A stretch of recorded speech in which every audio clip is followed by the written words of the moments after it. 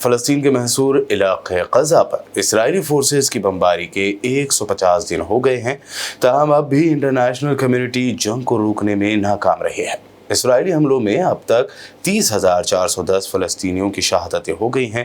مزید تفصیلات کے مطابق اسرائیل کا غزہ میں انسانیت سوز مظالم کا سلسلہ جاری ہے۔ صہیونی فوج کے مختلف علاقوں میں بمباری سے مزید 43 فلسطینی شہید اور 80 سے زائد زخمی ہو گئے۔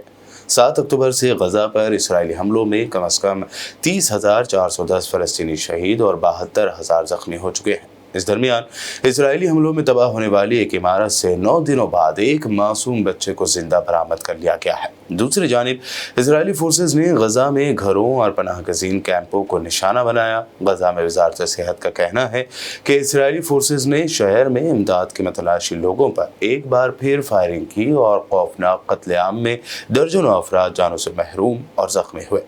ایک ہفتے کے دوران غزہ میں امداد کے لیے جمع افراد کے قتل عام کا یہ دوسرا واقعہ ہے۔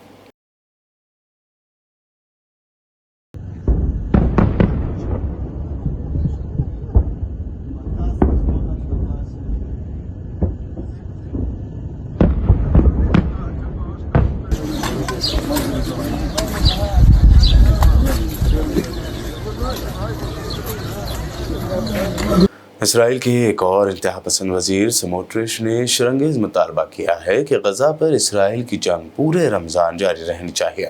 اسرائیلی فائنانس منسٹر سموٹرش کا کہنا ہے کہ رمضان کے دوران حماس پر مزید دباؤ ہی انہیں گھٹنے ٹیکنے پر مجبور کرے گا اور اسرائیلی قیدیوں کو رہا کیا جا سکے گا۔ اس نے کہا کہ ہمیں حماس کو یہ انتخاب کرنے کی اجازت نہیں دینی چاہیے کہ ہمارے ہوسٹیجز میں سے کس کو رہا کیا جائے، اور مطالبہ تمام اغوا کاروں کی رہائی ہونا چاہیے۔ اسرائیلی وزیر کے تبصرے اس وقت سامنے آئے ہیں جب قطری اور مصری ثالثوں نے قاہرہ میں امریکی اور حماس کے سفیروں سے بات چیت کے دوسرے دن ملاقات کی، جس کا مقصد اگلے ہفتے مسلمانوں کے رمضان کے روزے کا مہینہ شروع ہونے سے پہلے لڑائی کو روکنا تھا۔ فلسطین کی جنگجو تنظیم القسام بریگیڈ نے غزہ کے جنوبی شہر خان یونس میں صہیونی فوج پر زبردست حملہ کرنے کا دعویٰ کیا ہے۔ القسام بریگیڈ نے اعلان کیا ہے کہ اس کے مجاہدین نے مغربی خان یونس میں یاسین 105 قسم کے میزائل سے اسرائیلی فوجیوں کو نشانہ بنا کر ان کے 4 ٹینکوں اور 2 بلڈوزروں کو تباہ کر دیا ہے۔ بیان میں کہا گیا ہے کہ ان ٹینکوں پر سوار سبھی اسرائیلی فوجی ہلاک اور زخمی ہو گئے۔ فلسطینی میڈیا کے مطابق القسام بریگیڈ نے اسی طرح کہا ہے کہ غازی اسرائیلی فوجیوں کے ایک گروپ پر بھی جو مغربی خان یونس میں ایک گھر میں پناہ لیے ہوئے تھے، حملہ کر کے متعدد کو ہلاک اور زخمی کر دیا۔ القسام کے مجاہدین نے ایک اور کارروائی میں 2 اسرائیلی فوجیوں کو قریب سے نشانہ بنانے کا دعویٰ کیا ہے۔ ادھر غزہ جنگ سے الگ لبنان کی عسکری تنظیم حزب اللہ اور اسرائیل کے درمیان جھڑپوں کا سلسلہ لگاتار جاری ہے۔ اس درمیان لبنان کی سرحد کے قریب میزائل حملے میں ایک غیر ملکی کارکن ہلاک، متعدد افراد کے زخمی ہونے کی خبر ہے۔ یہ واقعہ ایک ایسے وقت میں پیش آیا ہے جب حزب اللہ اور اسرائیلی فوج کے درمیان تصادم 5 ماہ سے جاری ہے۔ ایمبولینس سروسز نے ایک بیان میں کہا ہے کہ ٹینک شکن میزائل نے غیر ملکی کارکنوں کو جو ایک فارم پر کام کر رہے تھے اس کو نشانہ بنایا۔ ان میں سے ایک ہلاک ہو گیا ہے اور کم از کم 7 دیگر زخمی ہوئے ہیں۔ وہیں ہلاک ہونے والا ایک ہندوستانی شہری بتایا جا رہا ہے۔ دوسری جانب لبنانی ملیشیا حزب اللہ کے سربراہ حسن نصر اللہ کا پوتا اسی ہفتے کے آخر میں ایک فضائی حملے کے دوران ہلاک ہو گیا ہے۔ اسرائیل نے یہ حملہ ساؤتھ لبنان میں کیا ہے۔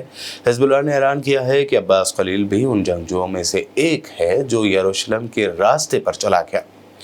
قابل ذکر ہے کہ حزب اللہ 7 اکتوبر کے بعد سے اسرائیلی حملوں کے دوران ہلاک ہونے والوں کے لیے یروشلم کے راستے پر اس طرح کے الفاظ استعمال کر رہا ہے۔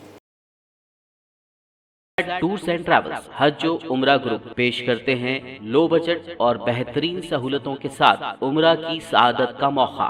حیدرآباد ایئرپورٹ سے سعودی عرب اور پھر سعودی عرب سے حیدرآباد لوٹنے تک مکمل رہنمائی۔ مکہ مکرمہ اور مدینہ شریف میں حرم سے قریب سٹار لگژری ہوٹلز میں قیام، 3 وقت ذائقے دار حیدرآبادی کھانا، چائے اور لانڈری کی سہولت۔ معلم کی رہنمائی میں عمرہ کی سعادت و تمام مقدس مقامات کی زیارتیں۔ عمرہ پیکج کی تفصیلات اور بکنگ کے لیے فوری رابطہ کریں۔ ہمارا پتہ ہے exact tours and travels, Darussalam bank building, Erragadda main road, Hyderabad.